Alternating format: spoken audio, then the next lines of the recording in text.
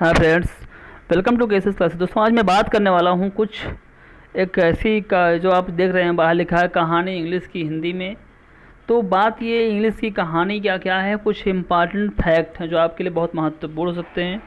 जिसको आता है उसको अच्छी बात, जिसको नहीं आता वो समझ लेगा इस चीज़ के बारे में। क्योंकि मैं भी एक लोग से मिला, रास्ते में बात कर रहा था, तो वही मेरी बात करते करते उससे बात हो गई। तो वही बोलने लगा कि भाई मैं आज गया था कजिन के साथ घूमने। मैंने कहा कजिन मतलब कहे मेरी कजिन सिस्टर। तो मैंने कहा नो। तो वही मुझे लगा कि ये कुछ बातें जो होती हैं जो लोग बोलते रहते हैं जो कि गलत लगती हैं, तो उनको आप सीख लीजिए। देखिए मैं आपको दे रहा हूँ एक word, Mrs, MRS, Mrs, miss और मेस, ये कुछ वर्ड होते हैं। इनका यूज कहाँ कैसे करते हैं ये आप समझ लीजिए। देखिए मिसेज जो होता है, तो मुझे लगा कि मैं जब वो दे रहा हूँ तो कुछ और चीज़ें जोड़ दूँ तो लोगों को डिस्टर्ब होता है इसमें।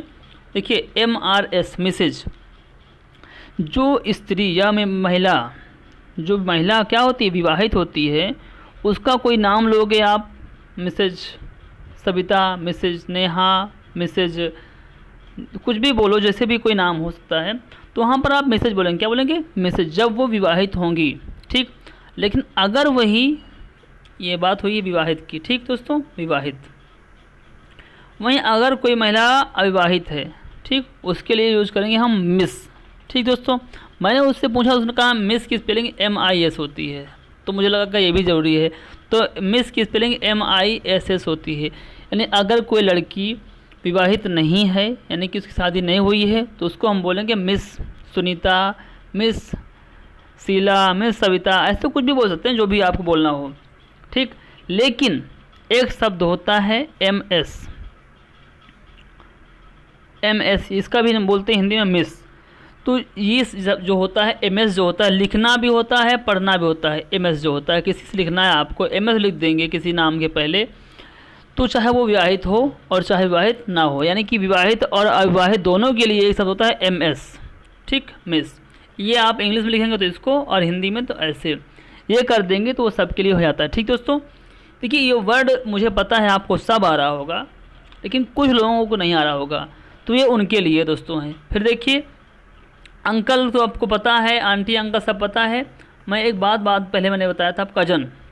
देखिए दोस्तों क्या होता है कि जैसे कोई भी लड़का लड़की हो, कजन में आ जाता था दोस्तों आपका, जैसे भाई हो चाहे बहन हो, उसके लिए हम कजन ही बोलते हैं। अब बोलो आप कजन ब्रदर, कजन सिस्टर, ये यूज नहीं होता कभी भी इंग्लिश में दोस्तों। कजन सिस्टर ब्रदर का यूज नहीं होता, ओनली कजिन्स होता है आपका, बस कजन आपका ओनली यही यूज होता है। फिर देखिए अब बात कर लेते हैं कुछ और वर्ड की। जैसे मैंने कहा आपको अंकल, अंकल कहाँ कहाँ यूज होता है, लोग कन्फ्यूज होते हैं, बच्चे जो होते हैं, बच्चे होते हैं, बड़े नहीं होते हैं। तो अंकल, अंकल देखिए सबसे बड़ी बात पहले होती है सर मैडम की। किसी व्यक्ति को आप सर बोल दीजिए, वो सम्मान होता है। मैडम का होता है सम्मानीय शब्द होता है। ठीक। अब बात करते हैं अंकल शब्द की। तो चाचा हो, मौसा हो, फूफा हो, मामा हो, किसी को कुछ बोला नहीं तो बस अंकल बोल दे, सबके लिए एक होता है। अब बात करते हैं आंटी की।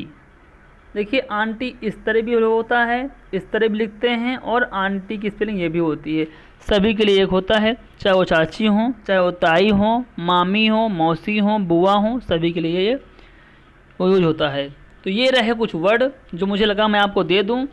तो दोस्तों मेरा सिस्टम ये है कि मैं कहीं भी कुछ भी काम करता हूँ, जो मुझे लगता है जानकारी मुझे मिलती है, कुछ नई जानकारी, मतलब नई मतलब जैसे मुझे आ रहा है लेकिन अगले बंदे को नहीं आ रहा, तो मैं सोचता हूँ क्यों ना मैं ये, अगर एक को नहीं आ रहा, हो सकता है कुछ और भी लोगों को जिसको ना आ रहा हो, तो मैं क्यों इसको शेयर कर दूँ, सबको आ जाए।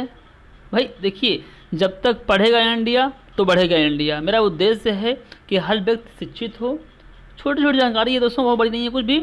तो यही था, सब कुछ था। और दोस्तों गाली मत देना, क्योंकि मैंने वो बाहर लिखा था कहानी इंग्लिश की हिंदी में, बात यही थी। जय हिंद दोस्तों, जय भारत।